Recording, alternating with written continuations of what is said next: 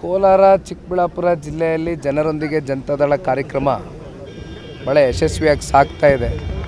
ಅದಕ್ಕೆ ಮೂಲ ಕಾರಣ ಪಕ್ಷದ ಅಭ್ಯರ್ಥಿಗಳು ಜೊತೆಯಲ್ಲಿ ನಮ್ಮ ಪಕ್ಷದ ನಿಷ್ಠಾವಂತ ಕಾರ್ಯಕರ್ತರುಗಳು ಭಾಳ ಉತ್ಸಾಹಕತೆಯಿಂದ ಇವತ್ತು ಈ ಒಂದು ಮೆಂಬರ್ಶಿಪ್ ಡ್ರೈವಲ್ಲಿ ಹೆಜ್ಜೆಯನ್ನು ಹಾಕ್ತಾ ಇದ್ದಾರೆ. ನಮ್ಮ ಜೊತೆಯಲ್ಲಿ ಇವತ್ತು ಮಾಲೂರಿಗೆ ಬಂದಿದ್ದೇವೆ, ನಾಳೆ ದಿನ ಶಿಡ್ಲಘಟ್ಟಕ್ಕೆ ಹೋಗ್ತೇವೆ. ಅಲ್ಲಿಂದ ಕೋಲಾರ ಚಿಕ್ಕಬಳ್ಳಾಪುರ ಮುಕ್ತಾಯ ಮಾಡಿ ಅಲ್ಲಿಂದ ಕಿತ್ತೂರು ಕರ್ನಾಟಕದ ಕಡೆ ಪ್ರವಾಸ ಕೈಗೊಂಡಿದ್ದೇವೆ.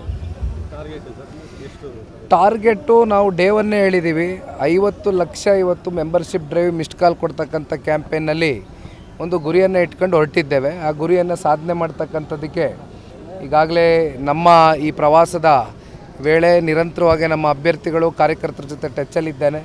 ಅವರು ಕೂಡ ಗ್ರೌಂಡ್ಗೆ ಹೋಗಬೇಕಾಗ್ತದೆ, ಗ್ರೌಂಡಲ್ಲಿ ಇಳಿಬೇಕಾಗ್ತದೆ. ಅವರವರ ಪಂಚಾಯಿತಿ ಮಟ್ಟದಲ್ಲಿ ಅವರವರ ಗ್ರಾಮಗಳಲ್ಲಿ ಜೊತೆಯಲ್ಲಿ ನಗರ ಪ್ರದೇಶದಲ್ಲಿ ಎಲ್ಲ ಕಡೆ ಹೋಗಿ ಗ್ರೌಂಡಲ್ಲಿ ಇವತ್ತು ಮೆಂಬರ್ಶಿಪ್ ಕೊಡಿಸ್ತಕ್ಕಂಥ ಪ್ರಕ್ರಿಯೆಯಲ್ಲಿ ಎಲ್ಲರೂ ಸಕ್ರಿಯವಾಗಿ ಪಾಲ್ಗೊಳ್ಳಬೇಕು ಅಂತಕ್ಕಂಥದ್ದನ್ನ ಪಕ್ಷದ ಕಡೆಯಿಂದ ಆದೇಶ ಮಾಡಿದ್ದಾರೆ.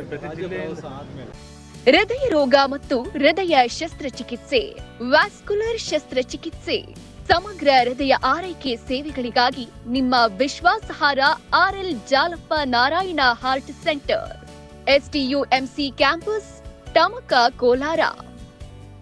180030090309. ನಾನು ಹಲವಾರು ಬಾರಿ ಹೇಳಿದ್ದೀನಣ್ಣ, ಈಗ ಜವಾಬ್ದಾರಿ ಅಂತಕ್ಕಂಥದ್ದು ಒಬ್ಬ ನಿಖಿಲ್ ಕುಮಾರಸ್ವಾಮಿ ವಹಿಸ್ಕೊಂಡ್ರೆ ಆಗಲಿಕ್ಕಿಲ್ಲ. ಪಕ್ಷದಲ್ಲಿ ತುಂಬ ಜನ ಹಿರಿಯ ಮುಖಂಡರುಗಳು ಪಕ್ಷ ಕಟ್ಟಿದ್ದಾರೆ, ತುಂಬ ಜನ ಕಾರ್ಯಕರ್ತರಿದ್ದಾರೆ. ಎಲ್ಲರೂ ಜವಾಬ್ದಾರಿಯುತವಾಗಿ ಪಕ್ಷದ ಮುಂದಿನ ದಿನಗಳಲ್ಲಿ ಭವಿಷ್ಯದಲ್ಲಿ ಪಕ್ಷ ಕಟ್ಟತಕ್ಕಂಥದ್ದಕ್ಕೆ ಹೆಜ್ಜೆ ಹಾಕಬೇಕಾಗ್ತದೆ. ಬಟ್ ಯಾವ ರಾಜ್ಯಾಧ್ಯಕ್ಷರ ಪಟ್ಟಾಗಲಿ ಇನ್ನೊಂದಕ್ಕಾಗಲಿ ಆಸೆ ಆಕಾಂಕ್ಷೆ ಪಟ್ಟು ಇವತ್ತು ನಾನು ಈ ಕಾರ್ಯಕ್ರಮ ಮಾಡ್ತಾ ಇರ್ತಕ್ಕಂಥದ್ದಲ್ಲ. ನನ್ನ ಮುಂದೆ 3 ವರ್ಷ ಚುನಾವಣೆ ಇದೆ. ಆ 3 ವರ್ಷಕ್ಕೆ ಇರ್ತಕ್ಕಂಥ ಚುನಾವಣೆಯಲ್ಲಿ ನಾವು ಇವತ್ತಿಂದ ಏನು ನಾವು ಸಂಘಟನೆ ಮಾಡ್ತೇವೆ, ನಮಗೆ ಅತಿ ಹೆಚ್ಚು ಸ್ಥಾನ ಮುಂದಿನ ದಿನಗಳಲ್ಲಿ ನಮ್ಮ MLAಗಳು ಗೆದ್ದು ಬರಬೇಕು, ಸನ್ಮಾನ್ಯ ಕುಮಾರಣ್ಣವ್ರಿಗೆ ಈ ಪಕ್ಷಕ್ಕೆ ಒಂದು ಶಕ್ತಿಯಾಗಿ ಹೊರಹೊಮ್ಮಬೇಕು ಅಂತಕ್ಕಂಥದ್ದು ಅಷ್ಟೇ ನನ್ನ ಇಂಟೆನ್ಷನ್. ಬೇರೆ ಏನಾರು ಇದೆಯಣ್ಣ?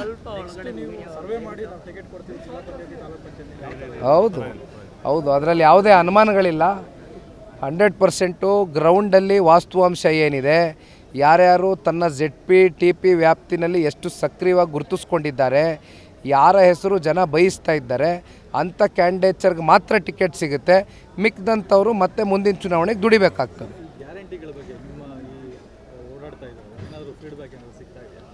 ಗ್ಯಾರಂಟಿಗಳ ಬಗ್ಗೆ ಈಗ ಕಾಂಗ್ರೆಸ್ನವರು ಬಹುಶಃ ನಿನ್ನೆ ಮೊನ್ನೆ ಎಲ್ಲ ಸಾಕಷ್ಟು ಚರ್ಚೆಗಳು ಮಾಡಿರ್ತಕ್ಕಂಥದ್ದು ನೋಡಿದ್ದೀರಿ. ನನಗೆ ಇತ್ತೀಚೆಗೆ ಸೋಷಿಯಲ್ ಮೀಡಿಯಾನಲ್ಲಿ ನೀವು ಎಲ್ಲಿ ತೆಗೆದ್ರು ಇದೇ ಸನ್ಮಾನ್ಯ ಈ ರಾಜ್ಯದ ಉಪಮುಖ್ಯಮಂತ್ರಿಗಳು ಪ್ರತಿ ತಿಂಗಳು ಸಮರ್ಪಕವಾಗಿ ಗ್ಯಾರಂಟಿಗಳನ್ನ ಕೊಡ್ತೇವೆ ಅಂತಕ್ಕಂಥದ್ದನ್ನ ಒಂದು ಕಡೆನೇ ಹೇಳಿರ್ತಕ್ಕಂಥದ್ದು, ಮತ್ತೆ ಕಟ್ ಮಾಡಿದ್ರೆ ಅವರೇ ಹೇಳಿರ್ತಕ್ಕಂಥದ್ದು ವೇದಿಕೆಯಲ್ಲಿ ಸಾರ್ವಜನಿಕ ವಲಯದಲ್ಲಿ ನಾವು ಹೇಳಿರ್ತಕ್ಕಂಥದ್ದಲ್ಲ, DK ಶಿವಕುಮಾರ್ ಅವರು. ಮತ್ತು ಕಟ್ ಮಾಡಿದ್ರೆ ಇನ್ನೊಂದು ವಿಡಿಯೋ ಅದರಲ್ಲೇ ಬಿಫೋರ್ ಆ್ಯಂಡ್ ಆಫ್ಟರ್ ಅಂತ ಹಾಕಿದ್ರು. ಯಾಕೆಂದ್ರೆ ಸೋಷಿಯಲ್ ಮೀಡಿಯಾ ಎಫೆಕ್ಟ್ ಇವತ್ತು ಹೆಂಗಿದೆ ಅಂದರೆ ಇವತ್ತು ಸುಳ್ಳು ಹೇಳಿ ತಪ್ಪಿಸ್ಕೊಳ್ಳೋಕ್ಕಾಗೋದಿಲ್ಲ, ಎಲ್ಲ ರೆಕಾರ್ಡಿಂಗ್ ಸಿಕ್ತು ಹೋಗ್ತದೆ. ಈಗ ಪಾಪ ಏನು ಹೇಳ್ತಾರೆ, ಯಾವಾಗ ಆಗುತ್ತೋ ಯಾವಾಗ ಟ್ಯಾಕ್ಸ್ ಪೇಯರ್ಸಿಂದ ನಾವು ಟ್ಯಾಕ್ಸ್ ಬಿಡೋದು ಜನಗಳ ಹತ್ರ ದುಡ್ಡು ವಸೂಲಿ ಮಾಡ್ತೀವೋ ಆವಾಗೆಲ್ಲ ನಾವು ಕೊಡ್ತೀವಿ ಅಂತ ಪಾಪ ಹೇಳಿರ್ತಕ್ಕಂಥ ವಿಡಿಯೋ ನೆನ್ನೆನೂ ನೋಡ್ತಾ ಇದ್ದೆ, ಎಲ್ಲೋ ಬಂದಿತ್ತು.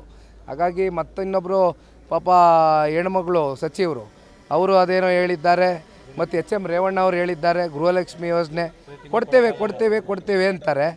ಜನ ಕಾಯ್ತಾರೆ, ಬರುತ್ತೆ ZP TP ಬಂದಾಗ ಬರ್ಬೋದು, ನೋಡೋಣ ಬನ್ನಿ. ಓಕೆ.